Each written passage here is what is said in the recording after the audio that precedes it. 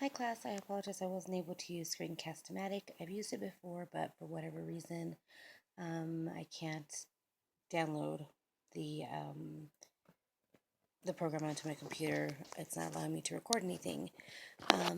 So some of the assets that I think I could bring to this class are, I think working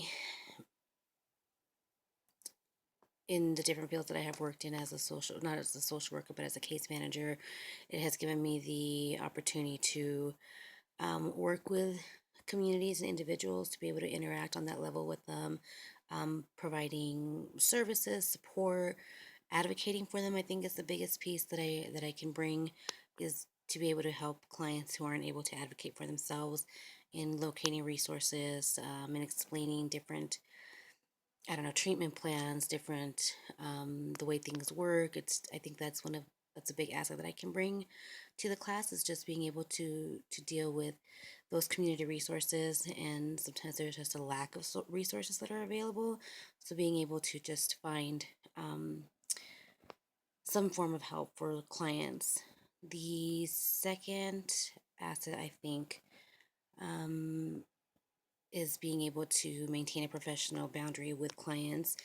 I struggle with that sometimes. Just last week, for example, I had a family that I really had to separate my personal life from the family that I was working with. They, grandmother came in, looked a lot like my mom. Father came in with the grandmother. They were both completely, in tears. Just a complete mess. I mean, I wanted to cry. I had to hold back my tears, and I could feel myself starting to want to just. I wanted to hug them, and I knew I couldn't do that, but I wanted to exaggerate more of the information that they're providing so something could be open so they could get help for the kids. But I know I can't do that. So I think being able to just really um, find that boundary of professionalism and personal life and keeping that separate, I think that's really important. And, for me, it's something that I work on for myself, like all the time I deal with clients. There's always something that I feel like I can relate to, but I need to keep it on a professional level.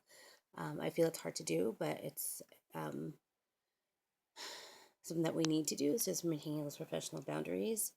The other thing I think is being of a Hispanic background myself, being culturally sensitive to um, our clients and some of the populations that we work with. For example, I used to be a case manager for a clinic, and um, I used to work with doctors, and a lot of the treatments that some Mexican families use is different than the traditional Western medicine.